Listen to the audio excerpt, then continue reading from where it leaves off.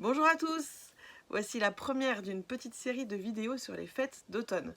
Beaucoup d'entre vous, vous avez suivi tout ce qui s'est fait au printemps, pendant la période qui correspondait au confinement, mais qui correspondait aussi aux fêtes bibliques de printemps qu'on trouve dans l'Ancien Testament, avec Pessah, la Pâque, la fête des prémices. Ensuite, on a fait le décompte de l'Omer et puis on est arrivé jusqu'à Shavuot, la Pentecôte, et on a vécu vraiment tout un parcours ensemble.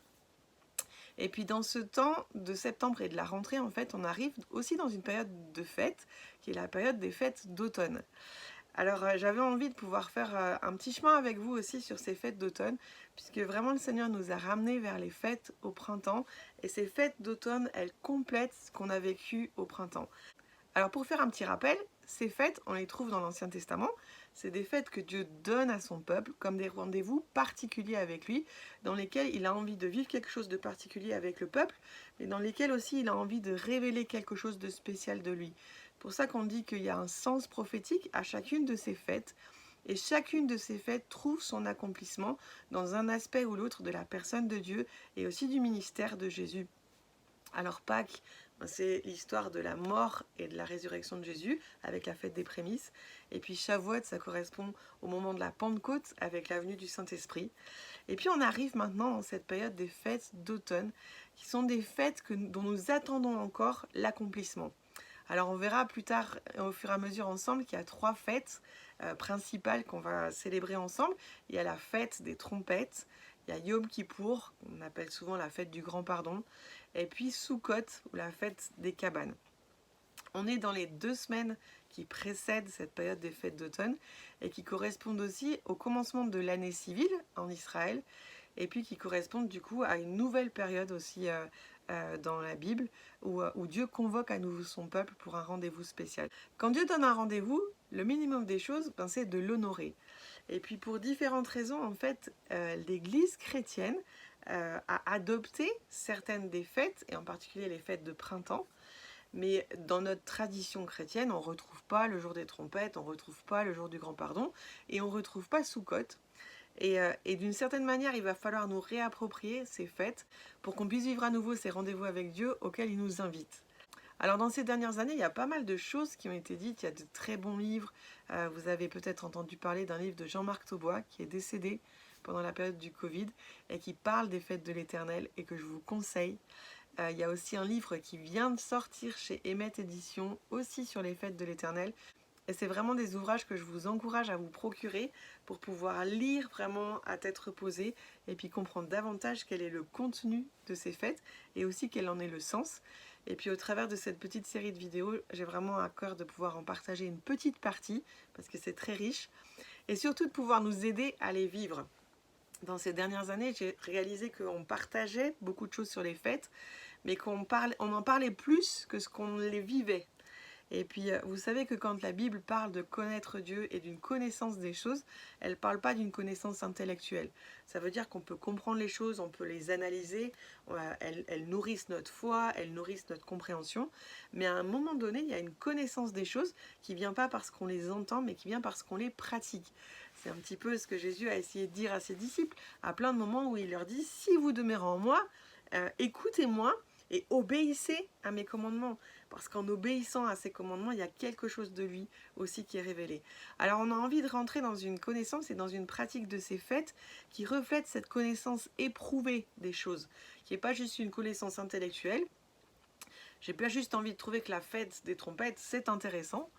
Je veux pas juste penser que Yom Kippour, oh, c'est vraiment, ça nourrit ma foi dans ce que Jésus a fait. J'ai pas juste envie d'entendre parler de la fête des cabanes comme une mémoire de ce que le peuple d'Israël a vécu dans le désert. Non, j'ai envie de vivre ce que Dieu m'invite à vivre et le rendez-vous que j'ai avec lui dans cette saison de fête aussi. Donc ça, c'est un aspect important. Et puis, on va essayer de vivre ensemble cette connaissance éprouvée. Pour l'instant, on est dans la période qui précède les fêtes. La première fête dont on reparlera la semaine prochaine, c'est la fête des trompettes qui commence le 18 septembre, le vendredi 18 septembre au soir. Et la semaine prochaine, il y aura une petite vidéo spéciale sur la fête des trompettes. Mais aujourd'hui, j'aimerais parler de ce temps de préparation. Si vous avez suivi les vidéos que j'ai faites avant, je crois que j'en ai déjà parlé. La préparation, c'est vraiment quelque chose qu'on retrouve encore et encore dans la parole. Et c'est quelque chose qui ne fait pas partie de notre culture de base. Nous, on aime rentrer dans les choses vite, même quand c'est vite fait et bien fait.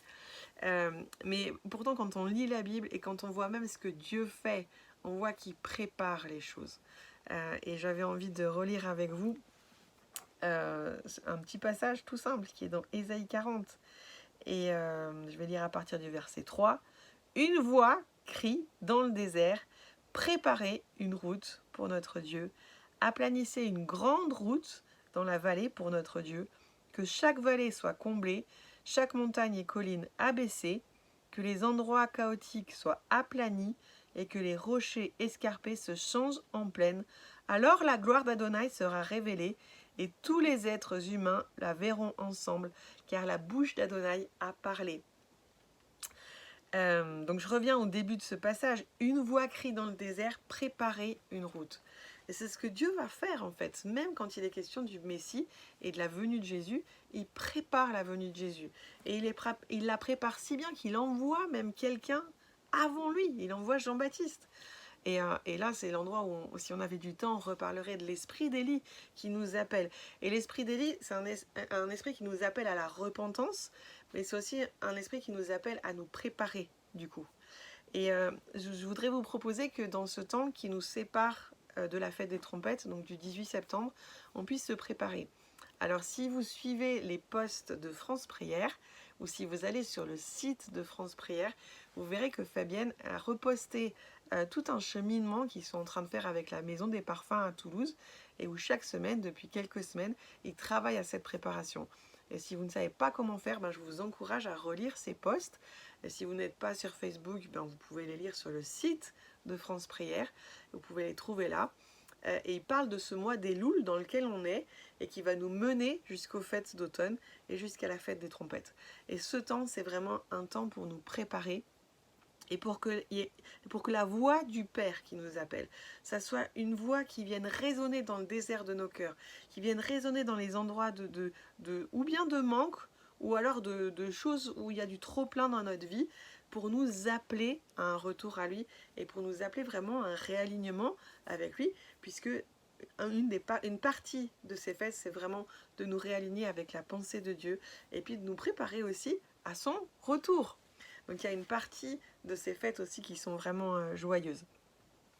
Dans le texte d'Ésaïe 40 qu'on a lu, on voit qu'il y a plusieurs mouvements. Il y a les vallées qui sont comblées, il y a les montagnes qui sont abaissées, et puis il y a tout ce qui occupe le chemin qui est écarté en fait, pour qu'il y ait une route droite et grande.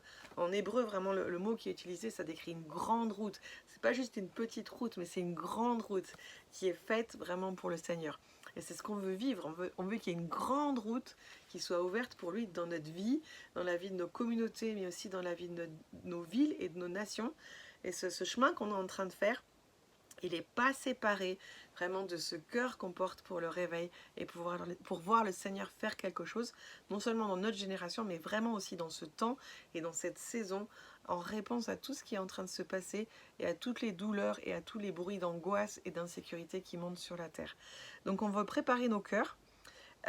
Et il me semblait vraiment que cet aspect des vallées qui sont comblées ou des endroits qui sont trop abaissés et qui doivent être relevés, il parle de choses dans notre vie qu'on a abandonnées, qu'on a délaissées, ou il parle d'endroits qui sont un peu en ruine, il parle de blessures qui sont restées ouvertes, il parle peut-être de relations qui sont restées déchirées et qui n'ont jamais été réparées, tout ce qui a été abaissé, tout ce qui s'est effondré, tout ce qui est un peu en miettes, et ces choses-là, c'est un bon temps dans ces jours qui nous séparent de la fête des trompettes pour écouter le Saint-Esprit et dire qu'est-ce que tu veux faire de tout ça.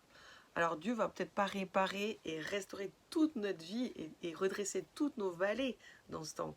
Mais il y a certaines vallées et il y a certaines choses effondrées auxquelles le Saint-Esprit veut s'adresser et je vous encourage à écouter ce qu'il veut vous dire sur ce sujet. Ensuite, il y a les choses qui sont trop élevées. Il y a des paroles dans nos bouches qui sont trop élevées, il y a des attitudes qui sont trop élevées, il y a des décisions, il y a des choix, il y a des manières de se comporter où on est élevé vraiment comme une montagne qui s'oppose à la connaissance de Dieu et qui s'oppose à la réalité de Dieu dans notre vie. Et ces montagnes-là, on veut les abaisser. Alors c'est un temps pour demander pardon pour l'orgueil, c'est un temps pour renoncer à notre arrogance, c'est vraiment un temps pour retrouver une position d'humilité devant Dieu, que ce soit dans notre comportement en général, dans notre style de vie, dans nos préjugés parfois vis-à-vis des personnes qui sont autour de nous, dans nos paroles et dans nos actes. Donc c'est une invitation à l'humilité. Et puis il y a ce dernier aspect où il est parlé vraiment du fait que les rochers se changent en plaine et que tous les chemins tortueux sont aplanis et sont de nouveau droits. Et il me semblait vraiment aussi qu'une des démarches à laquelle Dieu nous invitait, c'était à examiner dans notre vie les endroits qui sont encombrés. Il y a des choses qui nous ont encombrés, il y a des choses qui sont devenues des obstacles à la présence et à la parole de Dieu dans notre vie. Et ces choses, il va falloir les enlever. Et pour désencombrer, quelquefois, il faut juste s'arrêter et voir qu'est-ce qui remplit notre cœur, qu'est-ce qui remplit notre temps, qu'est-ce qui remplit nos pensées, qu'est-ce qui remplit nos émotions et qui n'a pas sa place si Dieu venait pour qu'il se sente bien dans notre maison. Alors désencombrer. Il y a une chose à laquelle on est souvent invité dans cette période des fêtes d'automne, c'est une période de jeûne. Et le jeûne, c'est une bonne chose à pratiquer dans ce temps parce que ça participe à créer du vide dans notre vie. Alors ça peut être un jeûne de médias, un jeûne de nourriture, un jeûne de différentes choses. C'est quelque chose que chacun vous pouvez voir avec le Seigneur. Puis je ne vais pas partager sur ce sujet-là spécialement maintenant, mais simplement la dimension du jeûne, elle nous permet de reconnaître qu'il y a du manque, qu'il y a des déserts dans notre vie et qu'en fait on a rempli notre vie d'un tas de choses qui finalement nous encombrent mais qui ne comblent pas vraiment nos vrais besoins. Alors on jeûne et on se place devant le Seigneur pour que et on recrée une sorte de désert artificiel ou de vide de nourriture, de vide d'activité, de vide de réseaux sociaux, pour que dans ce vide-là, vraiment on puisse expérimenter une rencontre forte avec Dieu et qu'il puisse attirer à nouveau notre cœur à lui. Donc si vous êtes conduit à jeûner, c'est trop bien. Si vous sentez que vous devez jeûner, ben répondez à ça. Ça vaut vraiment la peine pour qu'à la fin, la gloire de Dieu soit révélée. Et notre but dans tout ce cheminement des fêtes d'automne, ça va être vraiment de nous réaligner avec Dieu pour que sa gloire soit révélée dans notre vie maintenant. Et puis aussi, on va vivre ces fêtes, vous allez voir, dans l'anticipation du retour de Jésus et du moment où sa gloire sera vue dans toute sa plénitude par tous ceux qui vont l'accueillir au jour de son retour. Voilà, je vous bénis. Et je prie vraiment pour chacun d'entre vous que vous soyez conduits dans ce processus de préparation pour que tout ce qui est trop élevé dans notre vie soit abaissé, que ce qui est effondré soit relevé, et puis que tout ce qui encombre le chemin puisse disparaître et que Dieu puisse retrouver sa place et que nos vies deviennent une maison dans laquelle ils se sentent bien et dans laquelle ils se sentent accueillis au moment où ces fêtes vont commencer. Soyez bénis et à bientôt!